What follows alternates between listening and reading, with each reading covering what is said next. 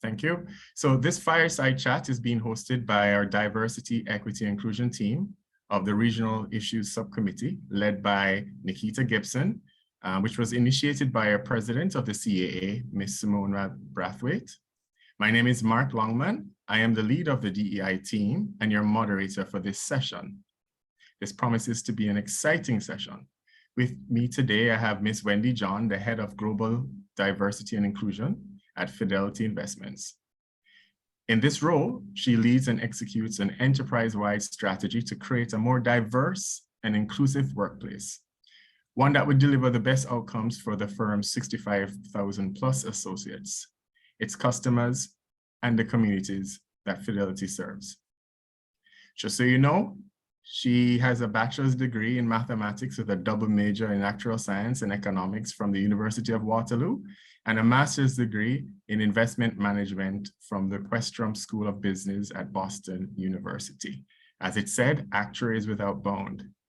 Now, this discussion aims to gain insight from Wendy's professional experience on the steps to effect meaningful awareness of DEI in our profession. Thank you, Wendy. And as Betty corrected me earlier, we are in the Caribbean, so welcome to our first veranda talk, right? Thank you so much for having me. It's a little chilly in the U.S. right now, so for us it's still Fireside, but I'd rather be on a veranda. Let's mix them both, right? So for some of us, it's a veranda talk as well as a Fireside, right? Yes. Thank you for accepting and your willingness to share with us on your DEI journey as we embark on our own as well, right? Yes. So to kick it off, let's start with, tell us about your role as a head of global diversity inclusion at Fidelity Investments. Sure. So it's great to be able to speak with you all. And there may be some that are attending that might recall that I actually was part of a D&I session. I think that was in Curacao. Right. Well, before I actually had this role. And it's interesting because sometimes I look back and I go, wow, there were a couple of instances where maybe this was sort of predestined. But in my role as the head of global diversity and inclusion, it's my responsibility to really drive the learning across our associate base about the importance of, understanding various lived experiences and creating a workplace environment where everyone can thrive, right? Where people don't feel like they have to cover.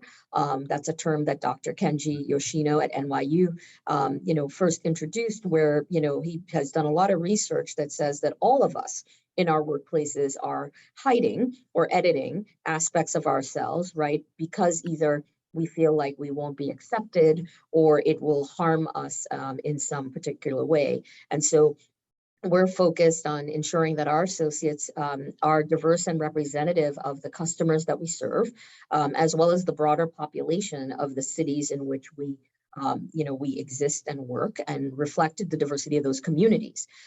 That's important because, as our customers become more diverse, we need to be able to understand their needs, but not just understand it, to actually anticipate, right?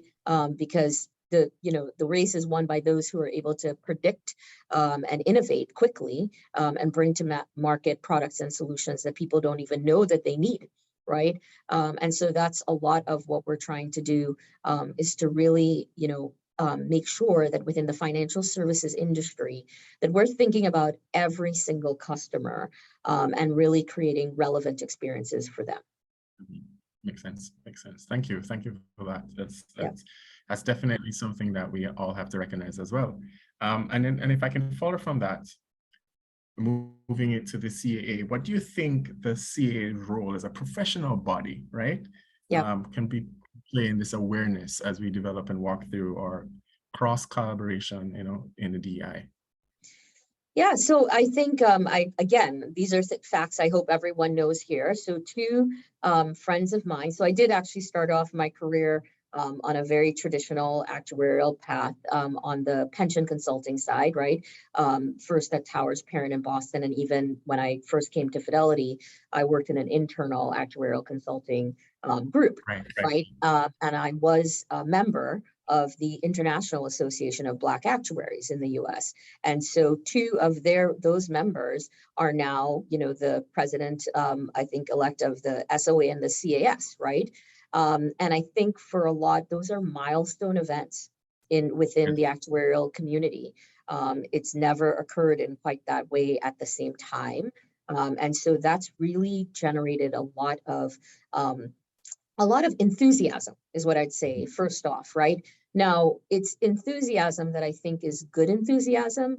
But then, of course, for me, I'm like, yeah, but there's all these other folks in the Caribbean, right? And certainly all these other folks in Africa, and people don't know that about all of the folks that are being successful, right? They may not know about the program at the University of West Indies, right? And my childhood friend and still friend, right? Stokely Smart, right? That he's running, and the success that he's had with a few of his students that are now fully qualified. So I think part of it, which just so you know, is not that different than what has been happening even in the financial services industry for those of us that don't maybe look like the majority. We just our stories haven't been told, right? In many cases, we still are invisible. And I believe that the work that I do is about making people visible. And so and sometimes that's about making the differences visible, but it's about making the essence of the person and the value that they bring visible to more people, right? And so often, I'm going to date myself now, but many people are shocked when I say I've been at Fidelity for 25 years. And they're like, I don't know anybody who's been at one company for 25 years. Now that's a little different context in the Caribbean, but still, as of now, I don't have a ton of my friends who have been at the same company either. But I've stayed because the company actually has provided a tremendous amount of opportunity for me, especially as someone who decided that I wanted to actually expand and do some other things beyond a traditional actuarial path. But I would say that what I have always held true to is the skill set that having an actuarial, education and an initial, career, I bring that skill set to everything that I do. And I think that actually has been a difference maker. We think differently, right? We have different skills in terms of how we analyze and see problems and come up with solutions. And so I think in terms of, what the CAA needs to be thinking about is how do you get more of the faces of the membership out there, not just in the Caribbean, but also beyond. The world is global now. So we shouldn't really be even thinking about it in sort of just these regional or island, boundaries. How do we get the word out about the success, right? This is actually, in my opinion, fairly unique in terms of what is happening within the CAA. And I think it's a story worth telling. Yeah, no, absolutely. And I think your journey, if I can coin it like that, is actually quite interesting, coming from an actuarial role and using that skill set into your current position. And as you rightly said, the importance is getting that exposure out, Yeah, well, I could actually tell you something about that, which is, and I would not have ever anticipated this, right? But for those of you that actually, I know I have some colleagues here who went to Waterloo, but others who probably used Rob Brown's book. Demography was my favorite course, right?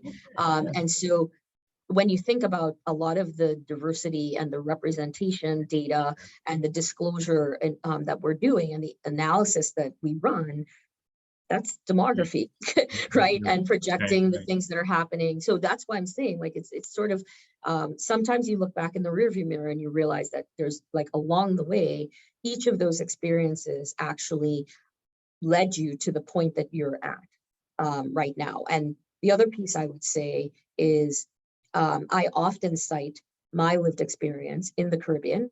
And, just to some extent, the fact that when you are, I'm from Trinidad, so, and the Republic of Trinidad and Tobago, but I was born and lived in Trinidad.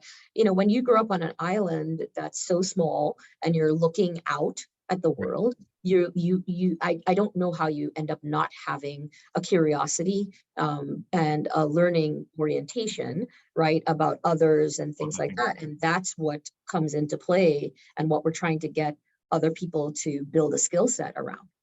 Agreed. It's interesting you said that, because you're right. Most experience studies start with a demographic study of some sort. But you're right, actually bringing those into. Thank you. So moving from that then, so as we start on our fundamental journey, the CAA, what do you think we need to be aware of as we embark on DEI? I mean, this could be a very wide conversation, as you could imagine, but as we embark on getting more exposure and, starting our DEI journey, what do you think the CAA as a body needs to be aware of? So I think the first thing you always have to figure out is, what does diversity and or inclusion mean in context for your organization, right? Because it means something very different in the company that I work in, right? I'll give an example that's a contrast, right? So in financial services, we're often, people kind of see that as being predominantly represented by some of the scenes you see in movies like Wall Street and Moneyball and things like that. So you think it's, perhaps young or middle-aged white men, on a trading floor, right? And so people think of like that, we have to diversify and really encourage women as well as other underrepresented groups from other, diverse groups to look at that industry as a place where they can thrive. Well, in technology firms, right, a lot of technology firms have a pretty large Asian population, right? And so diversity for them means something different, right? So I think the first thing is understanding, like, where is the opportunity, right? I'd also say some of the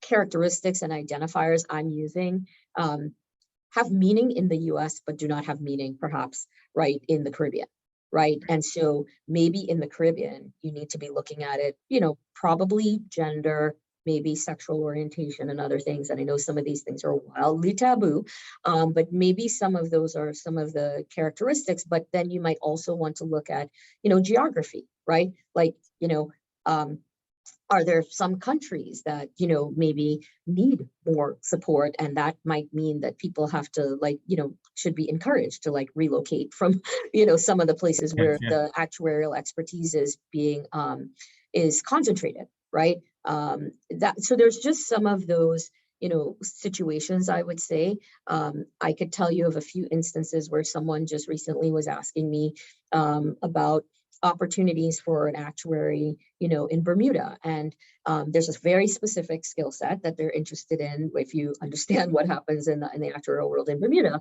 right? On the financial side. And who has that expertise, right? And how would you tap into perhaps CAA to find out who has that expertise in the Caribbean?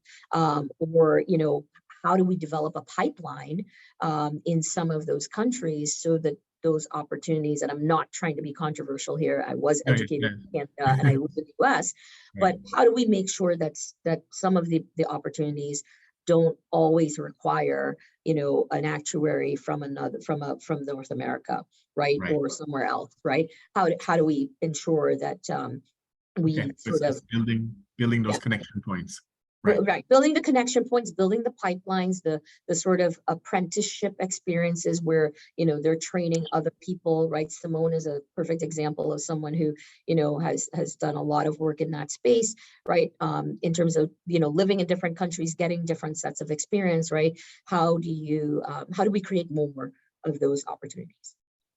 Right. But I think we have to think about who's not represented in the profession today, right? And not only that, right? So I tell this story all the time in the US, and it's not meant to be a negative, but it will resonate with many people.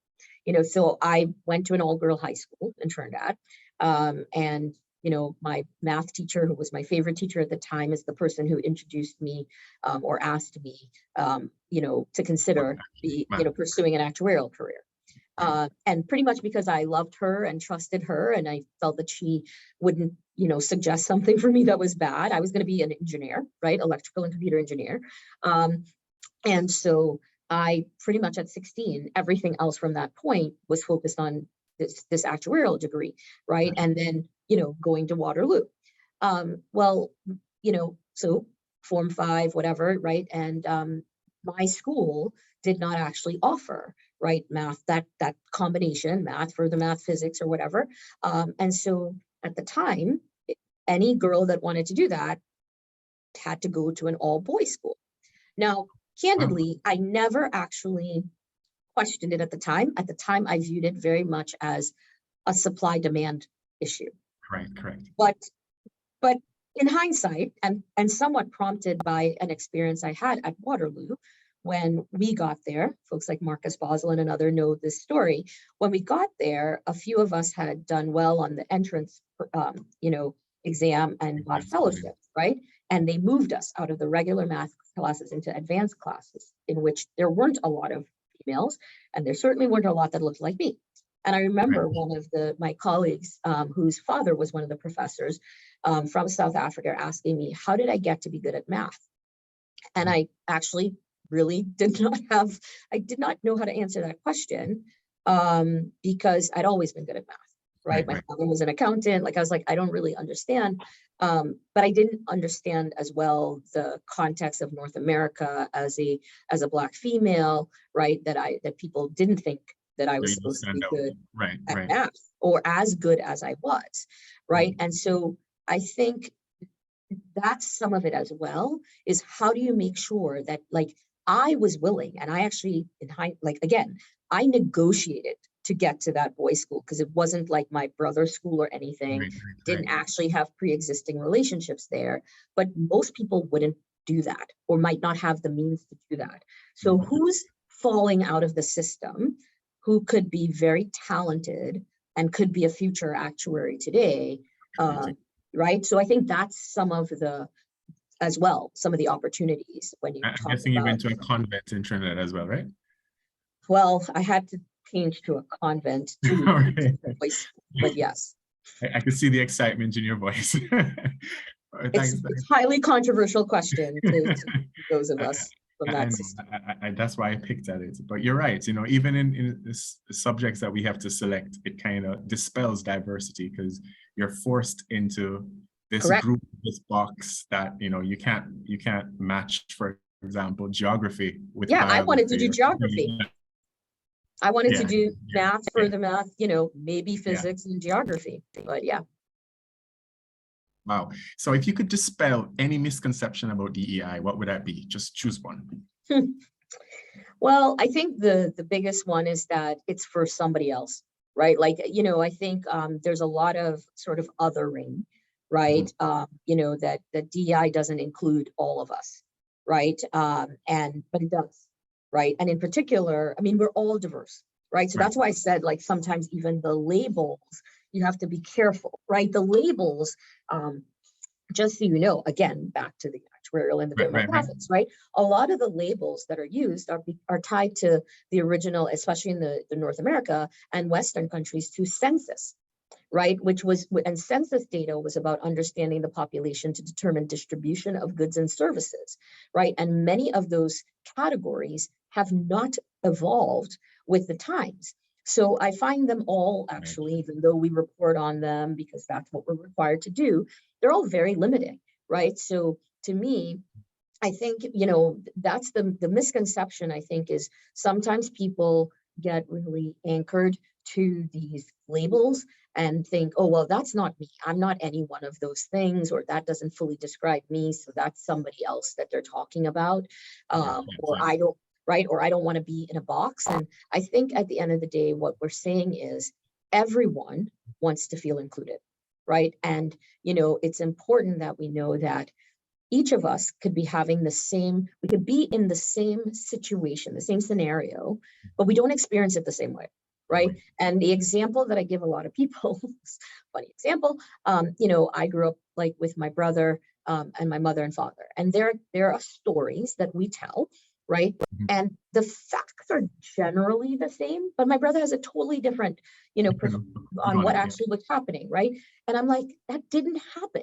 And he's like, yeah, you always got more meat than me. I'm like, I never really ate the meat. You got to eat it. So I don't understand what you're talking about, right? But like, we were both in the same circumstance, but we had a different experience. That's happening every day. And we don't talk about it, right? But there are things that are, happening to each of us, or something about our lived experience, or about how maybe we were treated before then, that informs that, right? And so, yes, I was the youngest. And so, yes, my mother thought I was spoiled. So that's why he's always the different view of the same situation. Yeah. But as you mentioned the census there, I want to ask then, so what role do you think analytics plays, in identifying DEI issues, and especially, drawing on your mathematical background and skill sets? Yeah, so the data is very important for identifying opportunities and then tracking whether strategies you implement are being successful.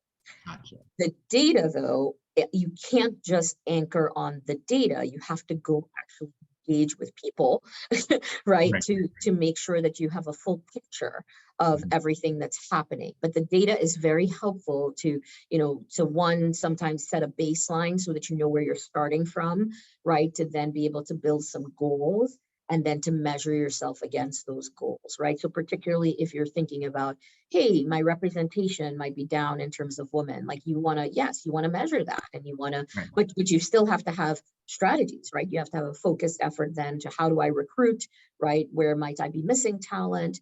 And then you want to measure it. But the data analytics is actually very critical.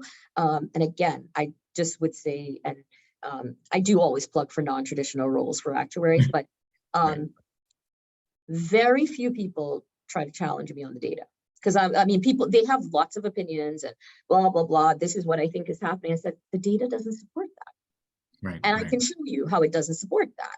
So anybody that's leading D&I right now has to be very comfortable with data analytics, or have a data analytics team, right? That's helping them run a lot of reporting, because a lot of people will challenge you on the data. And I imagine it's also in context, as you said before, the diversity changes based on your region, or perhaps the area of employment, as you mentioned. Right. Yeah, well, and also what data you're capturing, right? So, for us, and actually on a global level, right, because race, ethnicity, right, like doesn't translate globally in the same way, right? So Black, African American, Hispanic, that doesn't all translate in the same way.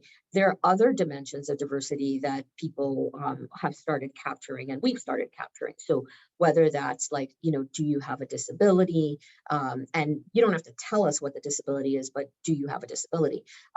We know, or there's research that says, if you're the first in your family to graduate high school or to graduate college, you may have a different experience when you enter the workforce. And so we've started gathering that information. And it's interesting, because a lot of people said, why do you care about that? We said, yeah, it's an emerging trend, and we're trying to get some information. And it started a conversation with a number of people who, of our associates, who started telling us, yeah, when I came in and I was being onboarded into the organization, like you all gave me this wonderful briefing about, my medical benefits and all this other stuff, insurance and all that. Well, we've never had that. So I didn't know what you were talking about. Right. And so I had to ask like other people after the session, right? Like, what do I do with that? Like, what are these things? And so it's important to understand. That's why I said, like, the diversity that matters depends on the context and depends on your situation. I appreciate that. Actually, let me just take one question from the Q&A I saw earlier, and perhaps you answered it somewhat about what does the diversity look like at Fidelity. Maybe you could tell us a bit about the diversity in your current employer. Sure. Well, I will point you actually. So one of the things that I am, I guess, proud of is that, within the first year of my tenure in the role, actually, I think within this first 6 months, we actually released our first diversity and inclusion transparency report, which you can find on aboutfidelity.com. And that was our 2021 report that looked back, through the end of 2020. It looked back several years. And so you could see a lot of, the progress, and in some cases, I wouldn't say the lack thereof, but that it was slow, right? And it was slower, to be honest with you, than people thought. We have since released our second report. We released it in April of this year, and you'll see the progress that we've made since then. And I would argue that that's because of two reasons. So one, because we're a private company, we had never shared our data before, right? Not only externally, but even internally. And so, I would hear from people, we did have efforts where we were focused on, promoting gender diversity, right? And hiring women. And we had a lot of women in senior leadership. And so people were kind of like, oh, but we have women in senior leadership, right? And then depending on where you were, they would say, and we have a lot of people of color, right? And so people felt like, well, it's more than what I knew when I started. So we're making progress, right? But what they had missed was that many of our competitors had actually been very intentionally really focused on bringing in diverse talent, whether that's from, historically Black colleges and universities or whatnot. And we had slipped behind our peer set. So that's the importance of why sharing the report was needed to bring everybody to like being level set, right? And that was, a fairly important step because, it wasn't necessarily something we were saying we were wildly proud of, but we used the opportunity to make commitments to where areas that we wanted to improve and commitments to the fact that we would be transparent about what has worked and what is working versus what we tried that didn't work. And so the report is pretty lengthy. It's not just data, but I think we are being very humble about it. And in honesty, we hired a lot of people. We were growing during the pandemic because our customers really wanted our help and support. And we also were trying to build out technology solutions to deal with the increased demand. And so that gave us some opportunities as well to be very, when Dei and I work, you can't just have intention. You have to have intention and actions, right, that align with those intentions that drive the outcomes. For a period of time, we had the intention, but we didn't have the actual aligned actions. And so that we didn't see the outcomes, right? And so that's been a lot of the effort over the last, 2+ years. I know anecdotally, we always say that diversity builds a stronger team. But I think as we've gone through it and being a part of a diverse team myself, you really start to see that divergence in thought actually being quite useful. So more and more we see that happening. But if we can hone back to the Caribbean, because we have a different set of issues, let's call it that per se. If you look on the Caribbean experience, we're talking about, for one, barriers to costs. This is a very expensive venture. It could be, especially one where you have to investigate what are the returns, the imputed returns, so to speak. So that's one. Then we also have very little diversity in the Caribbean in terms of our working area. We're looking at perhaps a cut of the population being represented to begin with in the workspace generally. And then finally, we have the stigma associated with mental health. Now, as you know, on the 10th of August, we'll recognize a mental health day. And so with the stigma, the cost, and the barrier, how do we get mental health, and what role does that play within the DEI initiative?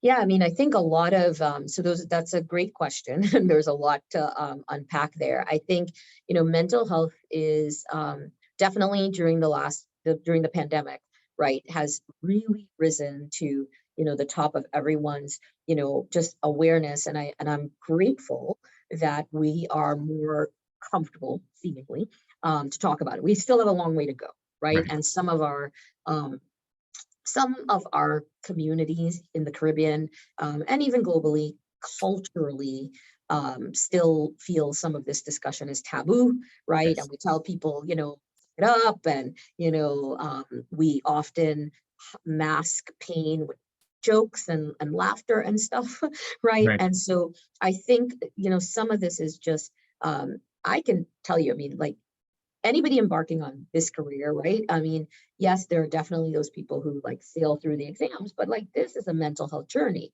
right? Yes. From the start, I could go even back to just even in high school, just as someone who did really well and then went to that all boys school, first set of assignments. I had never seen grades like that. And so you had to have minutes of like, okay, let me figure that out. And by the way, I didn't have the lowest grade. I actually had the highest grade. So we all were sitting in a place of what is happening right Oh, now, right? yeah, What did right. I decide to do? And candidly, there are people who opted out, right, of the actuarial profession because it just was too much of a burden on them, right? Or even just the time away from family. And to your point, the payoff, right? So I have a lot of views on this, but I don't want to offend anybody that's part of the community. I think there's so much opportunity. I think there are things that they've done in terms of adding some of these other definitions along the way that give you milestones that you can feel a little bit of a Right. Right. reward, but it doesn't feel, I mean, as long a travel time to get there. But the environment's hard and not everybody understands it, right? And so you also have this sort of counterpoint where I can still remember preparing to have the conversation with my father to tell him I was not going to be doing actuarial work anymore. Um, and Yeah. just thinking about, how will he take that, right? So I think, there's a lot of pressure, right, that builds up in the expectation. And I think that's where, and especially for those of us who, again, come from the islands and elsewhere, like you, you've been told, in various situations about how good you have to be. Right. And so you're sort of on this little treadmill, right? And I just would encourage us to kind of think about, you know, how do we give ourselves some space? How do we give ourselves some grace, right? I do have friends who, um, they were taking exams, they got to a point where they hit a bit of a plateau, they stepped aside for a bit, they had children, they came back fully qualified, right? Right. And that felt like a better journey. And I think that's part of it as well. Diversity also can come in the path that you take, right? And in how you navigate it. And I still would go back to, we have to educate others on the skill set that those who have pursued this education have and how it can be applied in other places. So it doesn't just have to be limited to some of the more traditional careers. You're right. And I think that's somewhere we can take down as a CAA, we can get Yeah. involved in, because it's that part of the discussion is not shared. You're not told in university that you're really good at math. You're going to go through a period where you don't know why and you're failing. Yeah. And Yes, no one tells you that. no one tells you that.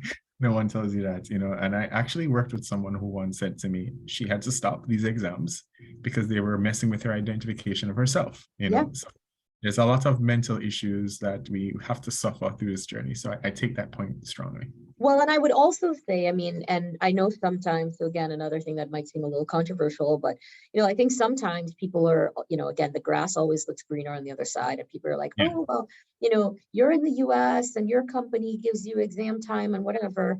And I'm like, yeah, but there are a lot of people, like if they, my situation, and I have a very good friend who is no longer with us, right? You're on an H-1B, you can't leave that employer, right? Right. And your employer, if your work quality isn't good, or isn't at a level where that allows them to overlook Right. your success rate with exams, you could be out of a job and therefore needing to leave the country. So there's like, if you think about like the mental health, sort of the kettle that you're sitting in, that was a very stressful period of time. And there are a lot of people who end up, staying with an employer for much longer than they would want to, because they have no choice. Right. If I can jump to a question from the audience here, Yeah. it says, what are the biggest issues regarding diversity you see generally in large companies? And do you think there are strategies currently that are working? And what else can be done? Yeah, I mean, I think the size of the company does matter, but the issues are going to be fairly similar. It's just the scale is different, right? So, for us, when I'm trying to drive change across 60,000 plus associates in various regions, you have to stop to think about, how do I connect with all of those people? Now, technology allows you to do that, but you also have to think about like every word you use, the tone of your voice, the inflection. Like I took this job during the pandemic, so most of the people saw me in this, whether it's a square or a rectangle on your screen, and people were looking at every single motion, right, that you made, and trying to assess who you were as a person. I think the other thing is, there's just a lot going on for everyone, right? So, and every day there's something new.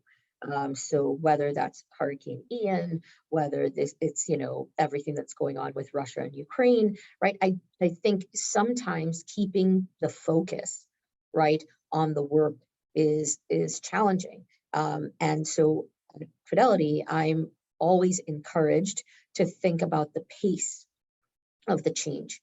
And oftentimes people are very impatient. I'm sometimes not so patient myself.